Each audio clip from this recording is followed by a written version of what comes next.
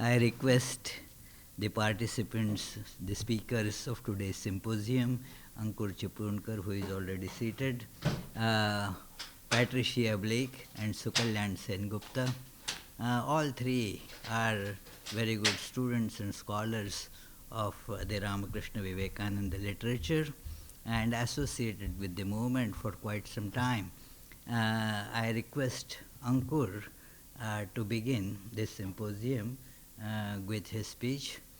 That will be followed by Patricia Blake, and the symposium will conclude with Sukalyan Sengupta's speech, and then I will offer a few remarks.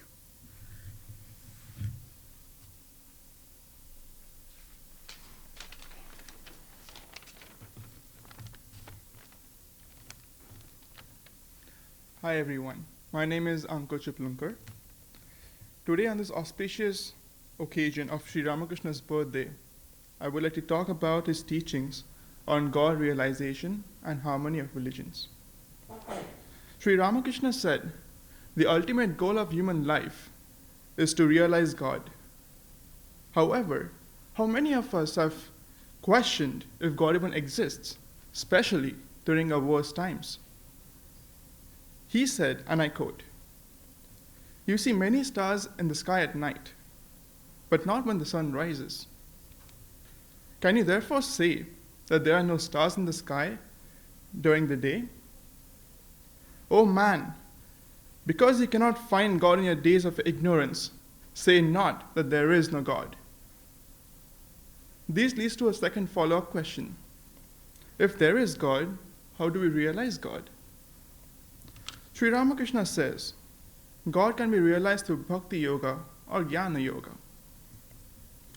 Bhakti Yoga is best displayed by Vaishnavism, which is exclusively a religion of bhakti.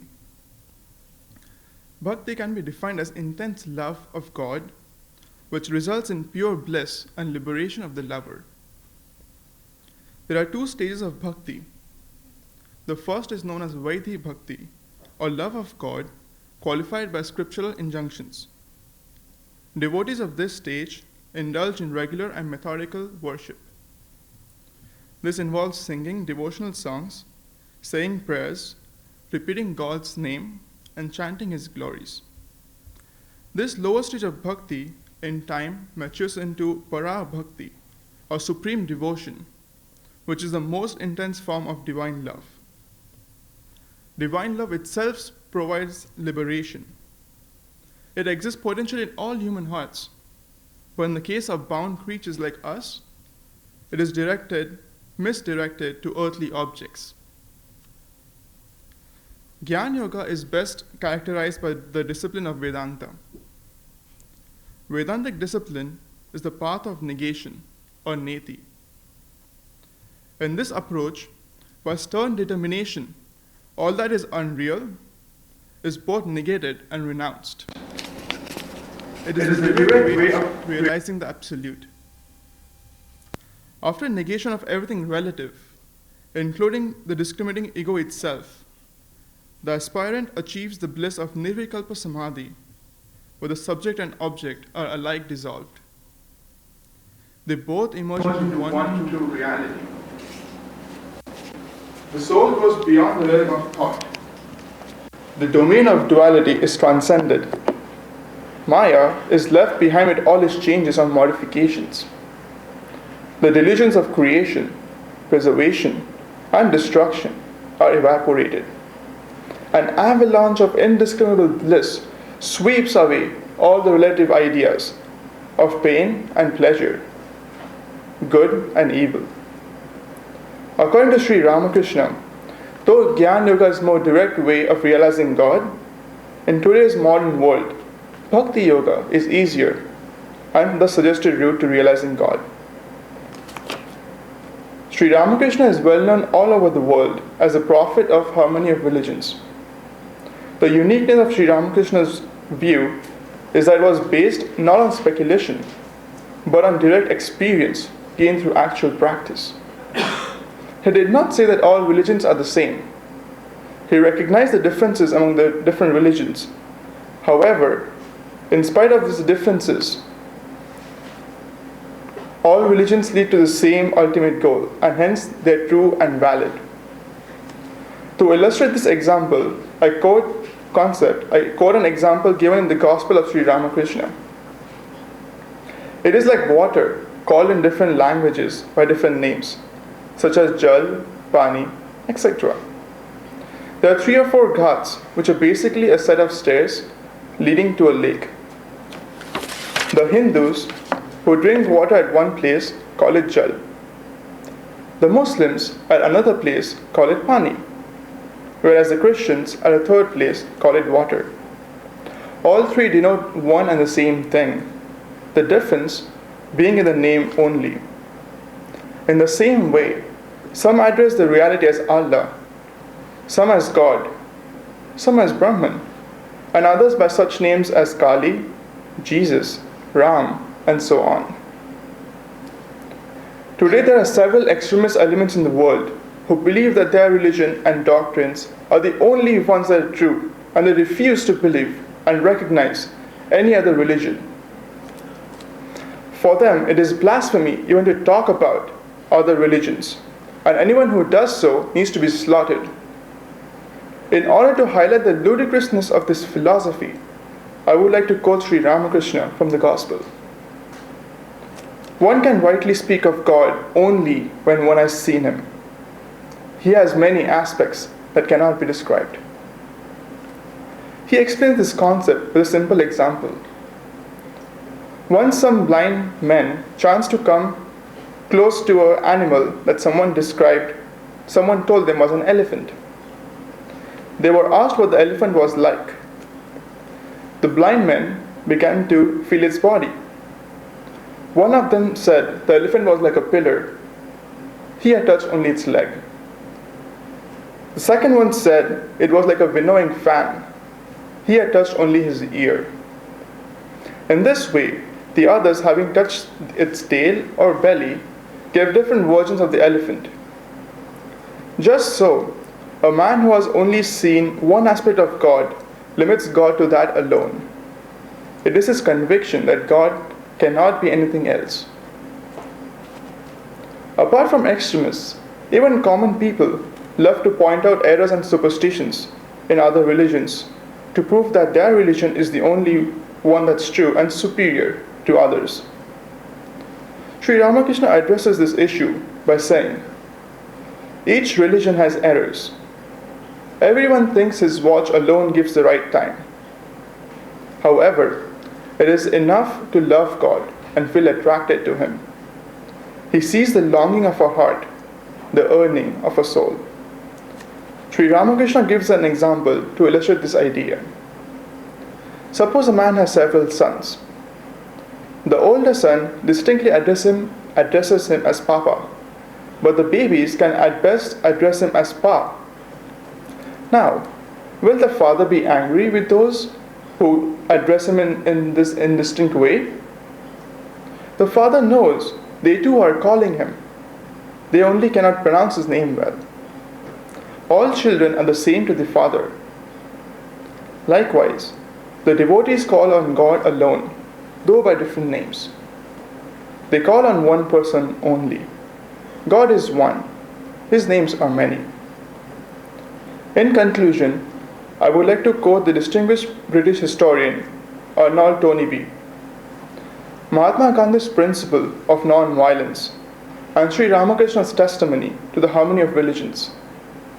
Here we have the attitude and the spirit which can make it possible for the human race to grow into one single family. And in the atomic age, it is the only alternative to destroying ourselves. Thank you.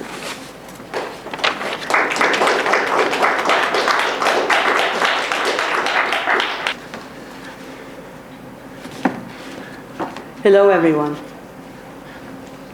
Sri Ramakrishna is a master gardener, skillfully and patiently planting seeds, fertilized with his eternal love, watered by his compassionate tears for humanity, and like a loving and protective mother, guides these tender seeds to become a mighty oak tree, deeply rooted in his divine essence.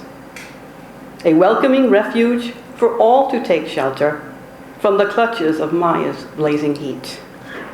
One such mighty oak tree was Ramakrishna's prominent female monastic, Sannyasini Gauri Mata Puri Devi, or more commonly known as Gauri Ma.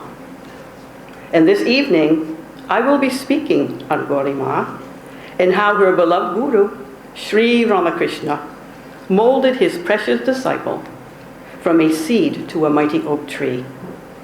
Her amazing life, guaranteed, will capture your heart.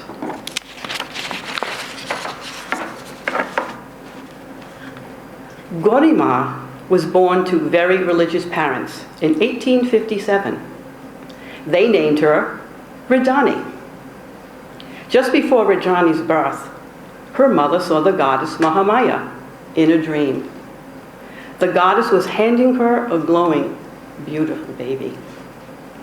As a child, Gauri Ma exhibited strong spiritual tendencies. Her favorite form of play was to offer worship to God. One day, a yogini gave Gauri Ma a stone image of Krishna. The yogini told her, "This stone image is alive with divine energy. He has fallen in love with you.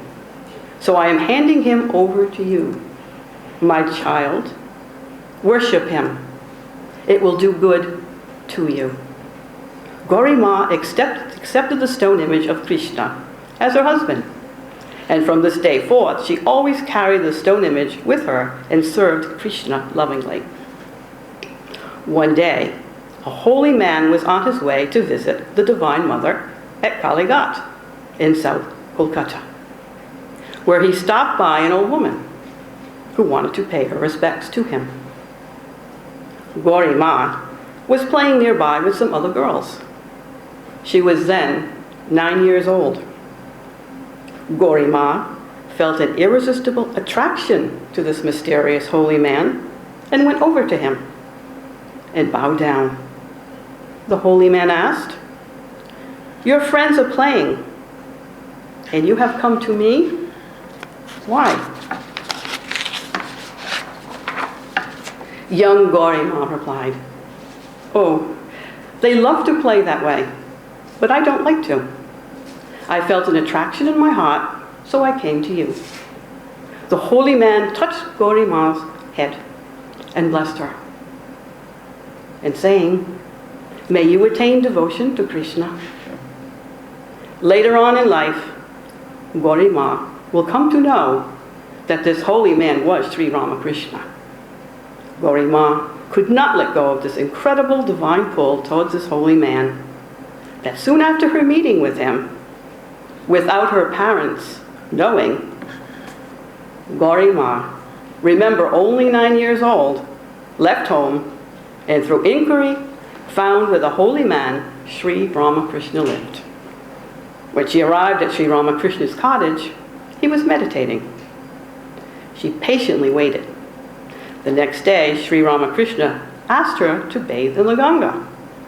And when she returned, he initiated her. Just imagine this heartwarming scene where the God-intoxicated Paramahamsa Ramakrishna tenderly and lovingly poured his spiritual essence into this blessed young child. This encounter with Sri Ramakrishna was the beginning of Gauri Ma's journey with her guru from seed to mighty oak tree. Meanwhile, her disappearance from her parents' home had been discovered. There was a terrible commotion. Her brother found out and at once went to bring her back. Upon arrival, Sri Ramakrishna told Gauri Ma's brother, "Please don't scold her. She is just a little girl. It's hard to keep a yellow bird in a cage." In this passage, Sri Ramakrishna is foretelling Gauri Ma's family that her dispassion for the world would cause them great heartache. Her uncompromising spiritual hunger would never be satisfied with conventional ways. And Sri Ramakrishna knew this so well in his young disciple. For example, when Gauri Ma was 10 years old, her relatives tried to arrange her marriage. Gauri Ma boldly rejected the idea, telling her family, "I shall marry that person who never dies." Gauri Ma was not willing, no matter what the external pressure, to accept anyone but the Lord as her master. When Gauri Ma became 13, a bridegroom was selected against her will, and a marriage date was set. She became so angry, she began throwing away the articles that had been collected for her wedding ceremony. She locked herself in her room with her sacred stone image. Her mother, Giribala, was so moved by her daughter's fearless and uncompromising commitment that she supported her daughter's decision not to marry. She told her, "My daughter, if you really have this much detachment, I will not be an obstacle on your path. I offer you at the feet of the Lord. Let him protect you through life's ups and downs. But for now, it is not possible for you to remain at home. You should leave immediately and take refuge at your aunt's house. Otherwise, you may be threatened." When Gauri Ma's aunt felt things had settled down, she decided it was best that Gauri Ma return to her parents' home. As Sri Ramakrishna told Gauri Ma's brother, "It is hard to keep a yellow bird in a cage." In 1857, when Gauri Ma was 18 years old, she left with family and some neighbors for a pilgrimage. On the third day of their stay, she disappeared into the crowd. The yellow bird finally escaped the cage. Her family and neighbors spent 3 days searching for her with no luck, then sadly returned to Kolkata. Giribala, her mother, was grief-stricken at the news and fell ill. Gauri Ma found refuge in a bush near the family's tent. She kept a close watch on their movements. As soon as she saw them leave, she joined a group of monks and nuns who came from the Himalayan regions. She traveled with them to Hardwar and spent several years wandering alone, sometimes disguised as a man. During these years, Gauri Ma practiced severe austerities, such as fasting, observing silence, meditating, studying scripture, mantra repetition from sunrise to sunset. Finally, she returned to Kolkata. Her mother, Giribala, clasped her daughter to her heart and wept. Other relatives and friends soon joined them. Their hearts were filled with joy and respect. However, since she was a sannyasini, renouncing family, friends, and home to follow a dedicated spiritual path, could not stay long. When Gauri Ma was in Vrindavan, during her days of pilgrimage, she met the great devotee of Sri Ramakrishna, Balaram Babu, son of Radhaman Bose. And it was there he first told her about Sri Ramakrishna, urging her to visit him. But Gauri Ma had no interest. Remember, she still does not know that the holy man who initiated her at 9 years old was Sri Ramakrishna. And now, in the year 1882, when Gauri Ma is 25 years old, Balaram Babu invited her to his Kolkata home, and she accepted. Again, soon after her arrival, Balaram Babu said, "Sister," as he affectionately called her, "let us go to visit Sri Ramakrishna at Dakshineswar. You have never met such a wonderful holy man. He goes into samadhi every now and then. If you do not see him, you will certainly miss something in your life." Gauri Ma, still not buying into going to see this holy man, Sri Ramakrishna, replies to Balaram, I have seen many monks in my life. I have no desire to see another. If your holy man has real power, then let him pull me. The great Vayapula Sri Ramakrishna one day mysteriously began to pull the yellow bird into the cage of his heart. And this is how it happened. One morning, Gauri Ma began her daily ritual to the deity. She saw 2 live human feet there, without a human form. She became frightened, because as she carefully looked and looked, she still saw those 2 human feet. She lost consciousness, fell to the floor. Balaram Babu came there and realized that she was in samadhi. Sometime later, Gauri Ma regained a little outward consciousness and pointed to her heart. She felt that somebody had tied a string to her heart and was pulling it. She passed the whole day and night in a semi-conscious state. The next morning, Balaram Babu asked her, where do you want to go? Sister, would you like to meet the master? Gauri Ma did not respond. Balaram Babu understood that her silence meant approval. He immediately ordered the coachman to get the carriage ready, and they left to see the master with Balaram's wife and some other women. When they arrived, they found Sri Ramakrishna seated in his room, winding a thread around a stick and singing. Immediately after arrival, Sri Ramakrishna politely received them. Gauri Ma understood that Sri Ramakrishna had attracted her heart, which he had shown by the winding of the thread. When she bowed down to the master, she saw the same 2 human feet that she had seen the day before on the altar. She was overwhelmed with joy and astonishment that the holy man she met as a child and Sri Ramakrishna were one and the same. Taking shelter at his lotus feet and surrendering everything at those feet, she felt blessed and fulfilled. Sri Ramakrishna asked Balaram about Gauri Ma, and then talked to them about spiritual life. While seeing them off, Sri Ramakrishna said to Gauri Ma, come again.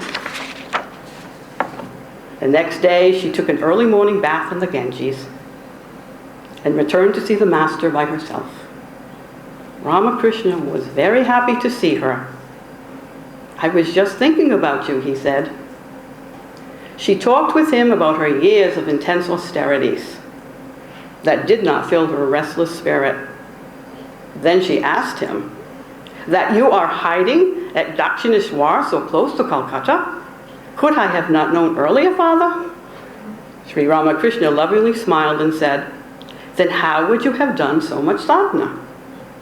So in 1882, at the age of 25, Gauri Ma's meeting with Sri Ramakrishna was the end of her first phase of life, a phase of extraordinary austerity. And with the guidance of the master gardener, her guru, Sri Ramakrishna, the selected seedling would begin the second phase of growth, a service to women who are suffering, especially in the area of education. Sri Ramakrishna took Gauri Ma to the Nahabat and introduced her to Holy Mother, saying, hello, you were looking for a companion? Here is one for you. Sri Ramakrishna had a very high opinion of Gauri Ma, and once said, Gauri Ma is a perfect soul, a gopi of Vrindavan. Gauri Ma's call to service began one early morning at Dakshineshwar. It was dawn. The whole atmosphere was vibrating with the golden rays of the rising sun. Gauri Ma was near the Nahabat picking flowers for worship. From out of nowhere, Sri Ramakrishna appeared. In his left hand was a flowering branch. In his right was a mug filled with water. He began to pour the water. "Look, Gauri," he said, "I am pouring water. You need the clay." Gauri Ma looked at Sri Ramakrishna with puzzlement. "Where is the clay to knead here? It is full of gravel." Sri Ramakrishna laughed and said, "I have meant one thing, but you have understood another. Look at the plight of women in this country. Their miseries have no end. Enough of austerities. You must now be ready to serve them and work for their regeneration." The words of Sri Ramakrishna pierced her motherly heart, but Gauri Ma felt she had neither proper training nor education for such a mission. Sri Ramakrishna replied, "I am pouring the water. You need the clay." Sri Ramakrishna repeatedly asked Gauri Ma to take up the mission of service to individuals, for she, through rigorous austerities, had the realization of many in the one and one in the many. He would often tell her, "Now and then go to Bagh Bazaar, to Balaram Bose's house. There you will come in contact with the women of Calcutta. If you tell them about God, devotion will definitely be awakened in them." Gauri Ma would often go to Balaram's house and spend a day or more there, where she would try to awaken spiritual thoughts in women. One day, when Sri Ramakrishna returned from the house of Jadoo Malik, he said, "Gauri Ma, the women of Jadoo Malik's house are eager to see you. You should visit them." She complained to Sri Ramakrishna, "You are always like this. Why do you praise me to people?" He only smiled and replied, "So, you are not going to go to Jadoo Malik's house?" Without even realizing it, her guru, the skillful master gardener, awakened in her a desire to serve humanity. Although the divine inspiration was there, some time was to pass before Gauri Ma's organizing work would take definite shape. While living at Dakshineshwar, Sri Ramakrishna gave Gauri Ma the ochre robes of a sannyasini and made arrangements for the rituals. Gauri Ma had worn sannyasi's robes as an outer sign of renunciation, but had never taken any formal vows till now. He gave her the name Gauri Ananda, but she is generally known as Gauri Ma. One day, Sri Ramakrishna asked the disciple, "Gauri, tell me, do you know who I am?" "You are none other than he." Then she quoted a line from the Bhagavatam.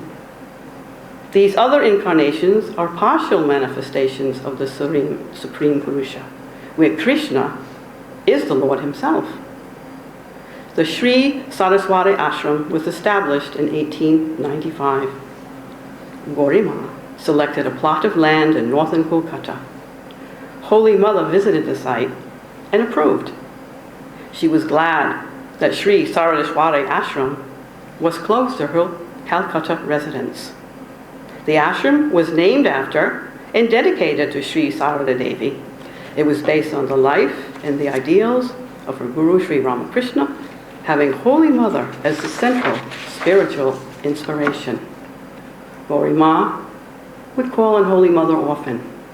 Holy Mother was greatly pleased of the ashrama's spirit of devotion, their plain and simple living, and very high principles. The residents, board, and instruction were free to unmarried and widowed women. Village girls would come in the afternoon. After returning from his first visit to America, Swami Vivekananda visited the ashram in Gauri Ma and told her, "I have talked to the Western women about you and shall take you there and show them what type of women India can produce." Unfortunately, Gauri Ma never made it to American soil. Swami Vivekananda also said of Gauri Ma, "Where is Gauri Ma?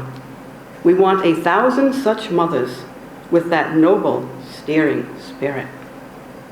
In 1911, the ashram moved to Kolkata.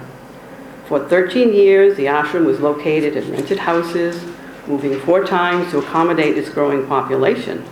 And after raising funds, in 1927, a 3-story permanent ashram was constructed at its present location. Education for Gauri Ma was a national duty. She taught that if the training of women is neglected, the whole nation suffers. A mother's intelligence, love, insight nurture the child. The Saraswati Ashram therefore created programs of education that strived for the betterment of womankind. Gauri Ma was lovingly reminded by Holy Mother, the Master, Sri Ramakrishna says, that your life was meant for serving women, the living goddess.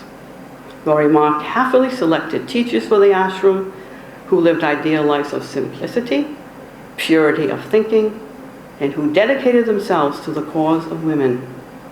The ashram had 4 purposes.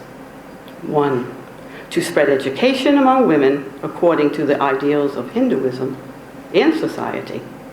2, to organize women to be workers for the ashram. 3, to give shelter to girls and widows living in impoverished conditions but belonging to respectable families. And 4, to help women in their endeavor to live decent and virtuous lives. Since 1895, the ashram as a convent, the oldest women's convent, has made it possible for many women to lead dedicated spiritual lives. Over 200 nuns presently live at the 3 centers, headquarters in Calcutta, and branch centers. The administration of the institution is entirely in the hands of women. And in closing, Sri Ramakrishna calls each one of us into his sacred garden. Surrender to him to guide your spiritual growth, where your life becomes a mighty oak tree with Sri Ramakrishna at its roots. Thank you.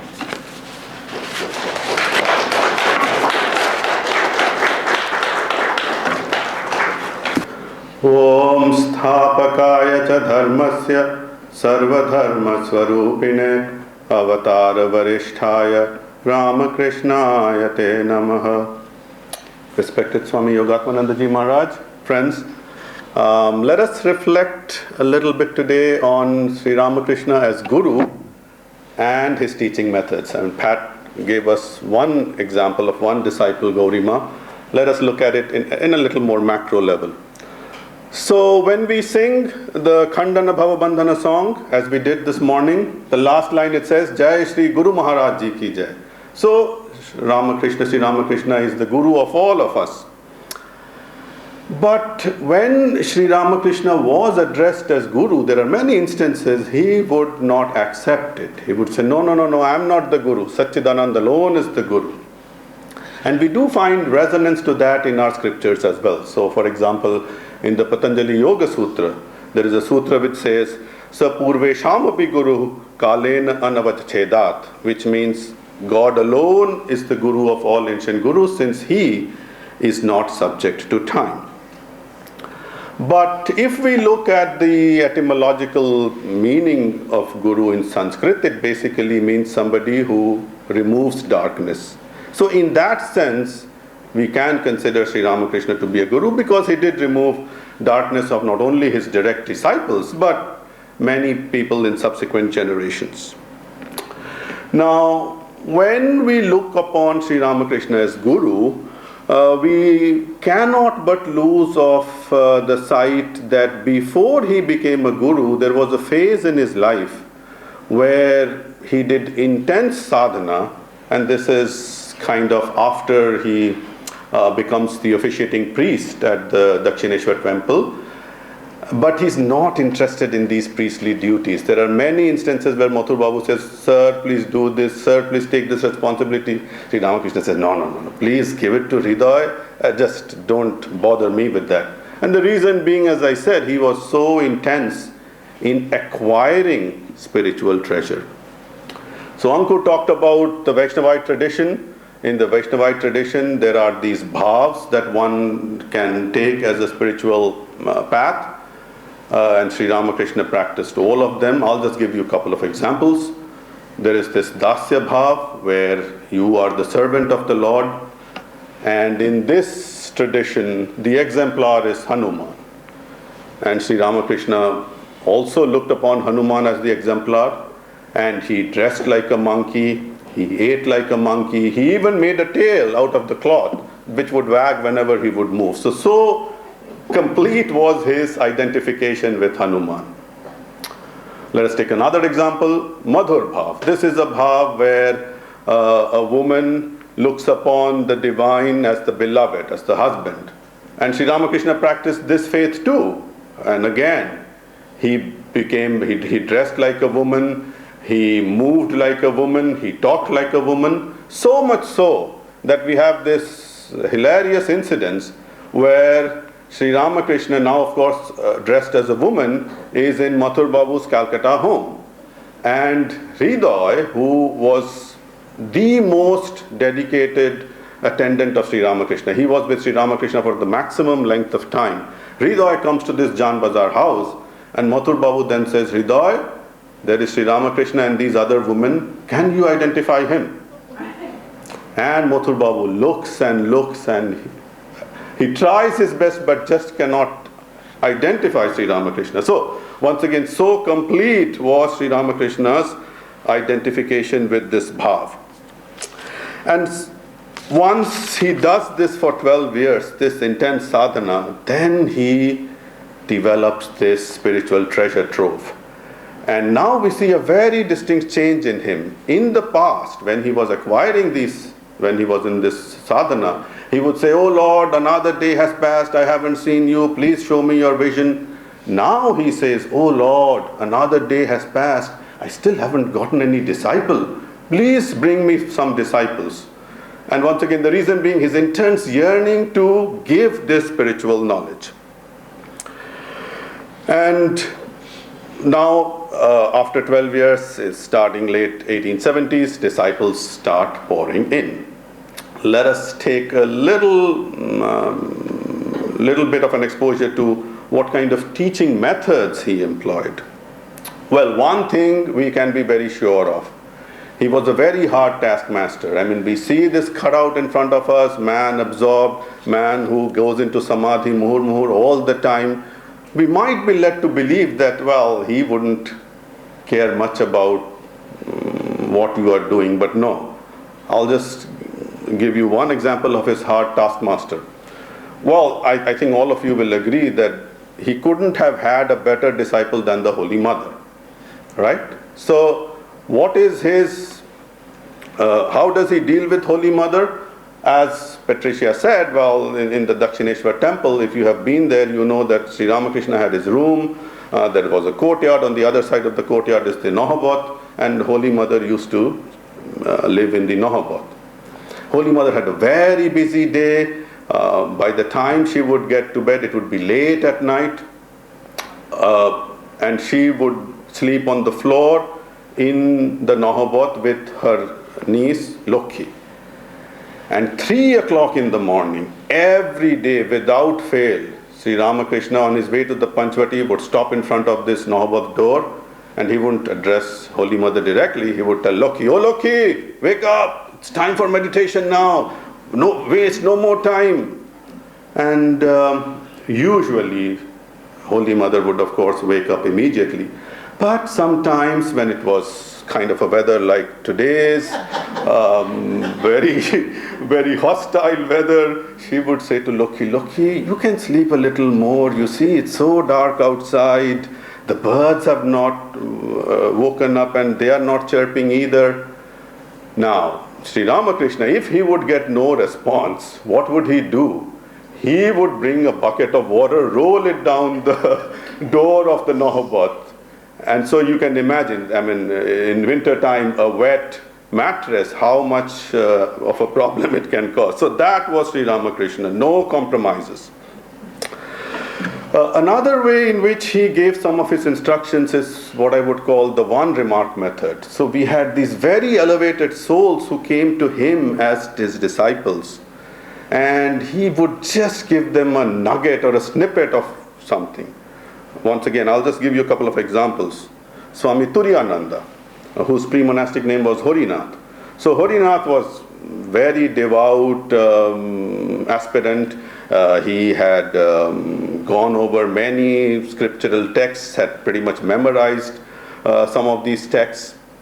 So he comes to Sri Ramakrishna, he meets a few times, and then suddenly he stops coming. So Sri Ramakrishna asks others who came from that area of Calcutta, "What's the matter with Hori? Why isn't Hori coming?" They said, "Sir, Hori is now very busy reading Advaitic texts. He doesn't want to waste his time coming here." So Sri Ramakrishna smiles. He says, "Well, could you please ask him to come see me for at least once?" So Hori comes and he says to Hari, "Hari, I have been hearing that you are reading these Advaitic texts. Very good. But tell me, isn't the sum total of all these Advaitic texts the famous Shankaracharya shloka that Brahman alone is real and the world is unreal? So if that's so, when will you stop attaching yourself with the unreal and grasp the real?" And that one sentence of Sri Ramakrishna showed the path for Hari.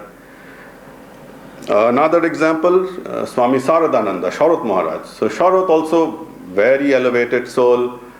He sees Sri Ramakrishna, he's under the apprenticeship of Sri Ramakrishna, and we will not get into the full story. Basically, what happens is Sri Ramakrishna asks Sharat, "Sharat, who is your chosen deity?" And Sharat says, "Ganesha." Now, Ganesha, as we all know in the Hindu tradition, is a very popular example of filial love and devotion. But Sri Ramakrishna says, "No, no, no, you are not Ganesha. For you it has to be Shiva. Remember for once and ever that you are Shiva and I am your Shakti." And that then shows the path. The reason he said so because he knew that Swami Saradananda would be the primary exponent of austerity, renunciation. So that's why he said so. And that one, as I said, one sentence pretty much was sum total of all instruction to Sharat. Now, of course, when we come to Sri Ramakrishna's teaching methods, we cannot but talk of Naren, Swami Vivekananda. And one can say that Sri Ramakrishna's spiritual treasure, most of his treasure was exhausted teaching Naren. Why do I say so? Well, when Naren came to Sri Ramakrishna, he did not believe in Sakarvad, God with form. He did not believe in Advaitavad. He did not believe in reincarnation. He did not believe in Guru. There were so many things he did not believe, which were the pillar stones of Sri Ramakrishna's spiritual knowledge. So one by one he had to tackle this. And once again, we'll just look at a couple of examples. Sakarvad, God with form. Naren, of course, came from a little bit of Brahmo background. In the Brahmo tradition, they considered God to have attributes, but no form. So what does Sri Ramakrishna do? Well, of course, part of it is also, you can say, the bad luck of Naren. Naren's father was a very prosperous lawyer. They lived a very extravagant life. And then suddenly his father dies and their family falls into tremendous financial hardship. So it is under these circumstances that Naren is trying to find a job, cannot find one. He's extremely depressed. And he has met Sri Ramakrishna a few times. He knows that Sri Ramakrishna, whatever he tells to the Divine Mother Kali, that comes true. So he knows that. So he comes to Sri Ramakrishna and he says, "Sir, you know my family situation. You know how terrible I am. Please tell your mother to do something for me." And Sri Ramakrishna says, "Well, who am I? You tell the mother." So Naren says, "Well, I don't know your mother." So Sri Ramakrishna says, "Well, you go and tell her. Whatever you tell, that will come true."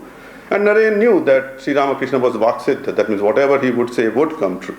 So we all know the story. Naren goes and it sits before the Divine Mother, cannot ask for a job or money or things like that. So what does he do? He asks for bhakti dao, boirag, give me renunciation, give me devotion, give me knowledge. And this happens 3 times, as we know. First time, he's overwhelmed. Second time, he's overwhelmed. Third times, he knows that he has been fooled by Sri Ramakrishna. And he tells that to him, sir, you fooled me. And then Sri Ramakrishna says, well, okay, I can assure you that your family will not suffer from want of basic food and basic clothing. And that was a very tremendous assurance to Swami Vivekananda. And Swami Vivekananda never forgot that for the rest of his life. He himself said it so many times. Spiritual knowledge or religious life can begin only after you have taken care of these basic necessities. Now, after this experience, Sri Ramakrishna, of course, teaches him that wonderful song which we have listened to in this place many times, Ma Tanghitara, and then it's early morning, Swami Vivekananda goes to sleep. And some people come to see Sri Ramakrishna, and what does he say? Like a child, he says, "Eh, Naren Kali meneche." That means Naren has now accepted Kali. So, of course, and as I said, the other example, and we are looking at the clock constantly, the other example that I like very much is, as I said, Naren did not believe in Advaitavad.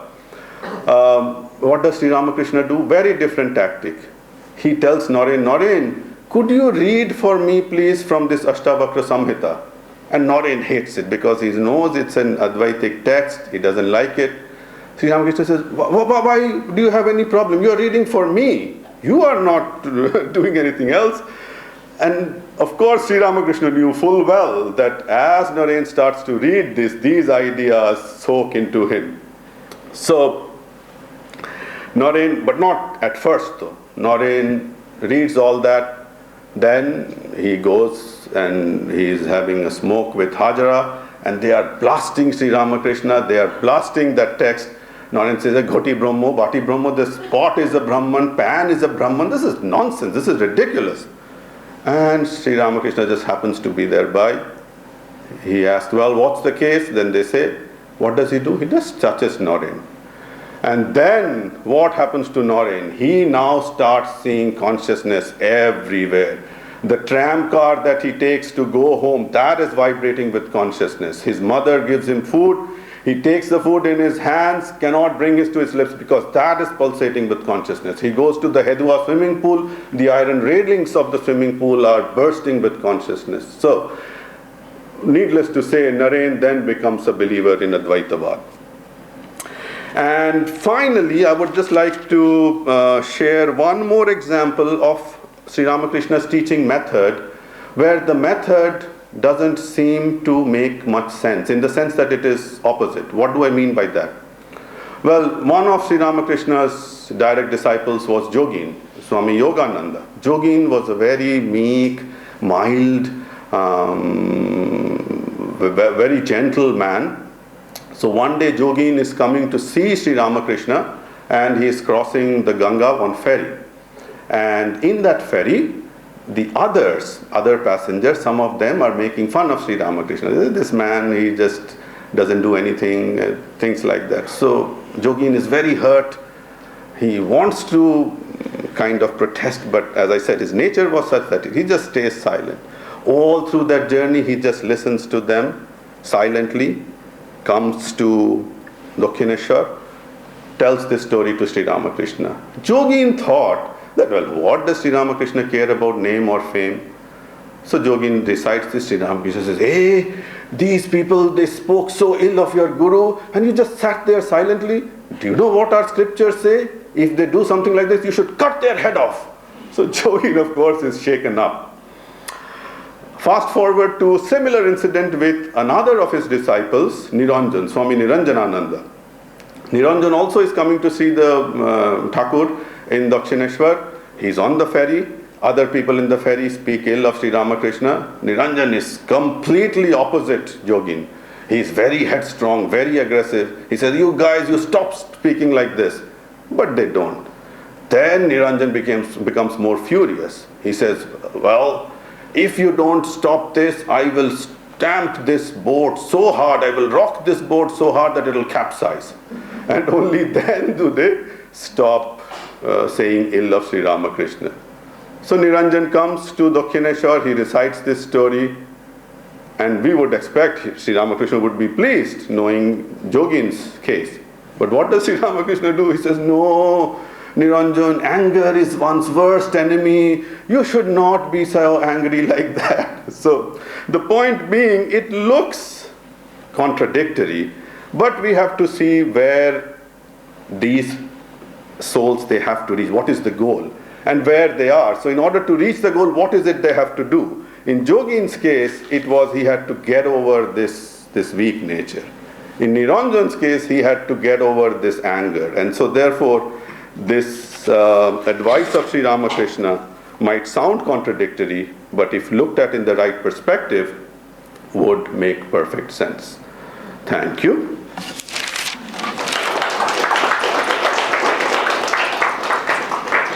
Dear friends, we were really privileged to listen to these three masterful expositions on the different aspects of teachings of Sri Ramakrishna.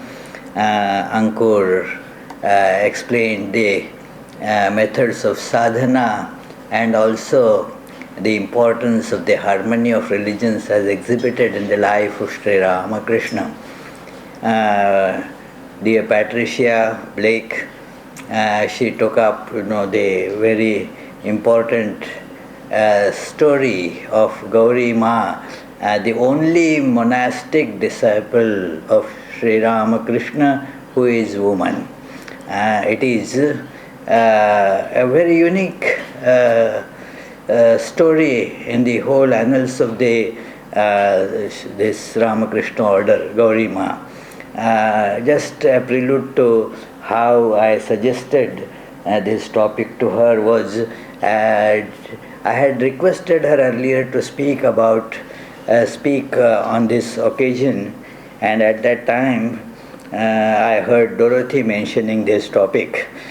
She was studying this, and she actually is even now looking at all these lives of Gauri Ma and her associates. So I thought that, well, why should I not suggest Patricia to speak on this novel theme? So actually the credit goes to Dorothy, that I told that, well, why don't you take up this theme? And first a little hesitation, but then she said, yes, I will speak on this. So, and we heard what a beautiful life, what an inspiring life story this Gauri Ma presents, a beacon light to everyone, especially to all women, that how a life of purity, a life of dedication, a life of renunciation can be led in the right way, and it can be turned towards also the service of humanity. Sukalyan very beautifully emphasized the various ways in which this great world teacher, Swami Sardananda calls him Acharyana Mahacharyo, the teacher of the great teachers. Sri Ramakrishna is the teacher of the great teachers. So Sukalyan brought out beautifully the various methods of teaching, that how different people were molded in different way. The last example that he was giving about how Yogin, who was too mild, was to be brought to the point where that mildness shouldn't become an obstacle. And exactly the opposite, Niranjan, a headstrong person, well, that needs to be tempered and brought to some balancing mild attitude. So both were given seemingly contradictory these instructions. But then what it means is, yes, you have to come to the right position. If to come to right position, somebody may need to go to left, another person may require to go to right. So the instruction for one person would sound opposite to that of others, but then the central theme is to bring them both to the right point. So today, friends, we had very good discussions on this life and teachings of Sri Ramakrishna, and the meeting concludes.